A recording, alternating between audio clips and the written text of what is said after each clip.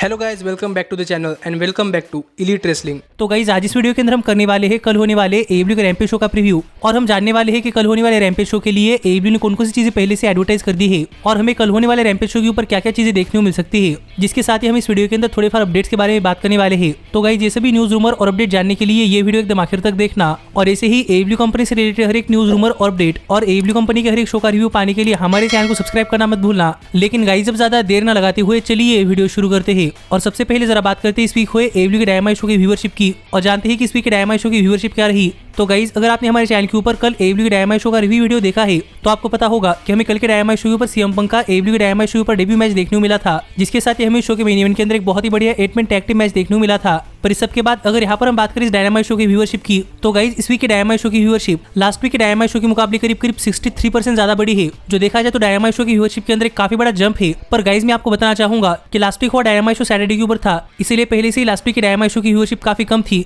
और इस वीक का डायनामाइट शो उनके रेगुलर टाइम यानी कि वेडनेसडे के ऊपर था, इसीलिए इस वीक AEW डायनामाइट शो की व्यूअरशिप तो बढ़नी ही थी और व्यूअरशिप भी कुछ ज्यादा ही बड़ी है जो कि है 63%। और जहां पर लास्ट वीक के सैटरडे नाइट डायनामाइट शो की व्यूअरशिप मिली थी 575 के व्यूअर्स, तो यहीं पर इस वीक के डायनामाइट शो की व्यूअरशिप मिली है 941 के व्यूअर्स। जो देखा जाए तो AEW डायनामाइट शो की व्यूअरशिप के अंदर एक काफी बड़ा जंप है। पर गाइज अगर यहाँ पर हम इसके पहले वेडनेसडे के ऊपर डायनामाइट शो की व्यूअरशिप इस डायनामाइट शो की व्यूअरशिप से कंपेयर करें तो गाइज इसके पहले जो वेडनेसडे के ऊपर डायनामाइट शो हुआ था जो कि अक्टूबर 6 का था, तो उस डायनामाइट शो की व्यूअरशिप मिली थी 1.056 मिलियन व्यूअर्स और इस डायनामाइट शो को दोबारा से वेडनेसडे के ऊपर लौटने के बाद व्यूअरशिप मिली है 941 के व्यूअर्स। जो देखा जाए तो इसके पहले वेडनेसडे के ऊपर डायनामाइट शो से काफी कम है और क्या पता फैंस को पता ही ना हो कि पिछले 2 हफ्तों से AEW डायनामाइट शो वेडनेसडे के ऊपर नहीं बल्कि सैटरडे के ऊपर था और क्या पता वो वेडनेसडे के ऊपर डायनामाइट शो देख रहे हो पर डायनामाइट शो तो वेडनेसडे के ऊपर था ही नहीं, तो क्या पता इसलिए फैंस ने इस वीक वेडनेसडे के ऊपर डायनामाइट शो देखा ही नहीं और क्या पता इसलिए इस वीक के डायनामाइट शो की व्यूअरशिप काफी कम मिली हो। लेकिन जहां तक बात है 18 to 49 एज डेमोग्राफिक की तो गाइज इस वीक के डायनामाइट शो की 18 to 49 एज डेमोग्राफिक की व्यूअरशिप इसके पहले हुए सैटरडे नाइट डायनामाइट शो के मुकाबले करीब 81% ज्यादा बढ़ी है और जहां पर इसके पहले सैटरडे नाइट डायनामाइट शो के 18 to 49 एज डेमोग्राफिक के अंदर व्यूअरशिप मिली थी 220 के व्यूअर्स, तो यहीं पर इस वीक के डायनामाइट शो को 18 to 49 एज डेमोग्राफिक के अंदर व्यूअरशिप मिली है 400 के व्यूअर्स। जो देखा जाए तो फिर एक बार सैटरडे नाइट डायनामाइट शो के मुकाबले इस वीक के डायनामाइट शो की व्यूअरशिप के अंदर काफी बड़ा जंप है।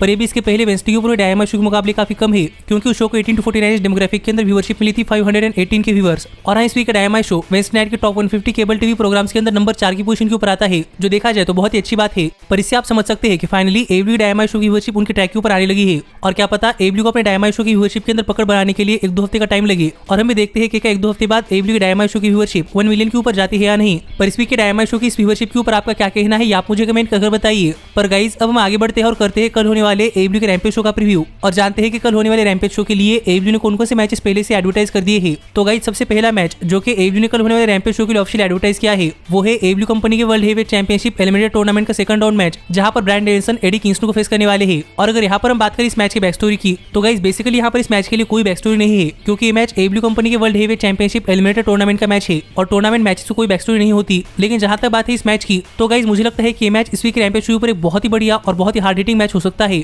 क्योंकि हमने देखा है कि एडी किंगस्टन के मैचेस के अंदर काफी हार्ड स्ट्राइकिंग करते हैं और जब से ब्रायन डेनियल्सन ने भी AEW कंपनी ज्वाइन की है तब से ब्रायन डेनियल्सन AEW कंपनी के अंदर काफी रफ रेसलिंग कर रहे हैं, इसीलिए मेरे हिसाब से ये मैच एक काफी हार्ड हिटिंग मैच होने वाला है। पर जहां तक बात है इस मैच की विनर की तो गाइज मुझे ऐसा लगता है कि ब्रायन डेनियल्सन ये मैच जीतने वाले हैं और ये मैच जीतकर ब्रायन डेनियल्सन AEW कंपनी के world heavyweight championship eliminator tournament के अंदर फाइनल्स के अंदर पहुंच जाएंगे। पर जो अगला मैच जो कि AEW ने इस वीक रैम्पेज शो के लिए ऑफिशियल एडवर्टाइज किया है वो है AEW कंपनी के मेंस डिवीजन से एक नॉर्मल 1-on-1 मैच जहां पर मैट सैडल डांटे मार्टिन को फेस करने वाले हैं। और अगर यहाँ पर हम बात करें इस मैच की बैक स्टोरी की तो गाइज ओरिजिनली ये मैच एक टैग टीम मैच होने वाला था जहां पर सैडल ब्रदर्स डांटे मार्टिन और लियो रुश को फेस करने वाले थे। पर मैट सैडल के भाई यानी कि माइक सैडल इंजर्ड हो गए, इसलिए AEW ने टैग टीम मैच कैंसिल कर इस वीक रैम्पेज शो के ऊपर एक नॉर्मल 1-on-1 मैच रख दिया जहां पर मैट सैडल डांटे मार्टिन को फेस करने वाले हैं। और जहां तक बात है इस मैच की तो गाइज मुझे लगता है कि ये मैच एक बहुत ही बढ़िया मैच होने वाला है क्योंकि यहाँ पर मैट सैडल और डांटे मार्टिन ये दोनों ही हाई फ्लाइंग सुपरस्टार्स है। और गाइज आज से पहले AEW कंपनी के अंदर डांटे मार्टिन और मैट सैडल इनके बीच में 2 मैचेस हुए हैं जो दोनों ही मैचेस बहुत ही बढ़िया मैचेस थे और उन दोनों ही मैचेस के अंदर हमें मैट सैडल और डांटे मार्टिन इन दोनों की तरफ से बहुत ही बढ़िया मूव्स देखने को मिले थे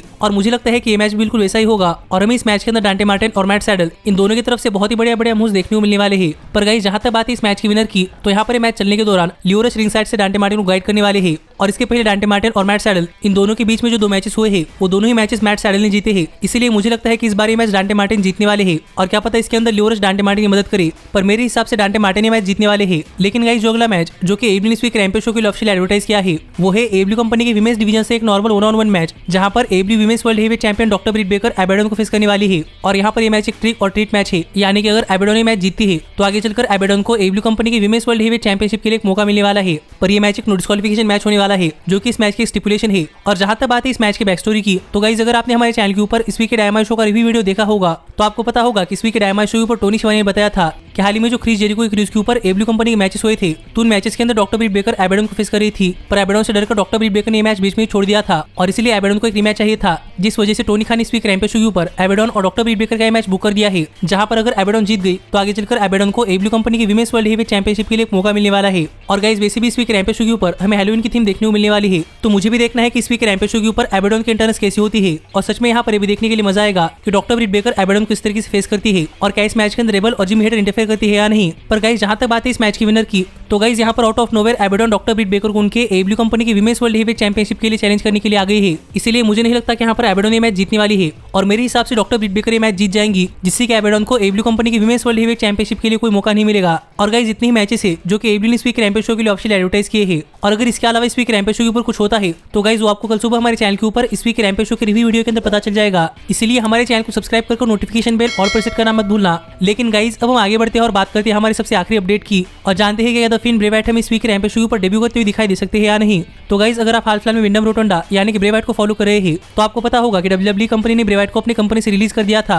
और अब ब्रे व्हाइट डब्ल्यूडब्ल्यूई कंपनी के लिए काम नहीं कर रहे। पर अभी ब्रे व्हाइट के डब्ल्यूडब्ल्यूई कॉन्ट्रैक्ट के अंदर 90 डेज का नॉन कम्पीट क्लॉज है, जो कि प्रॉब्ली अक्टूबर 29 या फिर अक्टूबर 30 को खत्म होने वाला है, और उसके बाद ही ब्रे व्हाइट किसी भी और रेसलिंग कंपनी के लिए काम कर सकते हैं। लेकिन गाइस हाल ही में ब्रे व्हाइट को लेकर एब्ल्यू कंपनी के सुपरस्टार यानी कि मैट हार्डी ने हिंट्स देना स्टार्ट कर दिया है कि हमें प्रॉब्ली ब्रे व्हाइट एब्ल्यू कंपनी ज्वाइन करते हुए दिखाई दे सकते हैं। और गाइस हाल ही में एब्ल्यू सुपरस्टार मैट हार्डी ने अपने सोशल मीडिया हैंडल्स के ऊपर ब्रे व्हाइट को लेकर काफी सारे फोटो शेयर किए, जहां पर मैट हार्डी ने लिखा कि फ्रीडम काफी अच्छा होता है, और इस कैप्शन के साथ यहाँ पर मैट हार्डी ने ब्रे व्हाइट के साथ फोटो शेयर किए हैं, जो देखकर आप समझ सकते हैं कि यहाँ पर मैट हार्डी हिंट कर रहे हैं कि हमें शायद ब्रे व्हाइट काफी जल्दी एब्ल्यू कंपनी ज्वाइन करते हुए दिखाई दे सकते हैं। पर गाइस इसके साथ ही हाल ही में ब्रे व्हाइट ने अपने सोशल मीडिया हैंडल्स के ऊपर एक ट्वीट किया था, जहां पर लिखा था 2 डेज, यानी कि ब्रे व्हाइट का डब्ल्यूडब्ल्यूई कंपनी के साथ नॉन कम्पीट क्लॉज 2 दिनों के अंदर खत्म होने वाला है। और गाइस मुझे ठीक से याद नहीं आ रहा कि ब्रे व्हाइट ने ये ट्वीट इस वीक के डायमंड शो के एक दिन पहले किया था या फिर डायमंड शो के दिन, क्योंकि अगर यहाँ पर ब्रे व्हाइट ने ये ट्वीट इस वीक के डायमंड शो के एक दिन पहले किया था तो गाइस अब तक ब्रे व्हाइट का नॉन कम्पीट क्लॉज खत्म हो चुका है और हमें प्रॉब्ली ब्रे व्हाइट इस वीक के रैम्पेज शो के ऊपर डेब्यू करते हुए दिखाई दे सकते हैं। और वैसे भी इस वीक रैम्पेज शो के ऊपर कुछ मैचेस के लिए हैलोवीन की थीम होने वाली है, जो कि ब्रे व्हाइट का एब्ल्यू कंपनी अंदर डेब्यू करवाने के लिए एक बहुत ही बढ़िया थीम हो सकती है। और हाल फिलहाल में मैट हार्डी भी टीज कर रहे हैं कि हमें ब्रे व्हाइट एब्ल्यू कंपनी ज्वाइन करते हुए दिखाई दे सकते हैं। तो गाइस यहाँ पर इस बात का स्लाइड चांस है कि हमें ब्रे व्हाइट इस वीक रैम्पेज शो के ऊपर अपना डेब्यू करते हुए दिखाई दे सकते हैं।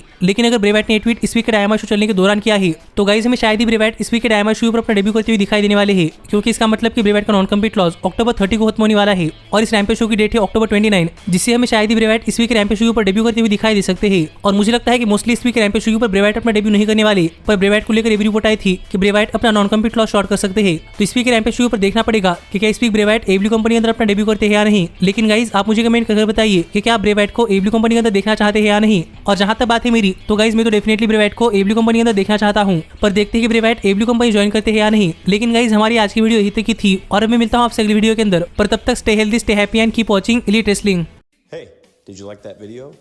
Click the screen for more. And where do you think you're going? Check out our official merchandise page and to support the entire cast. And thanks so much for being the elite. The elite, the elite. What, Nick, you're not going to sing it all with me this time?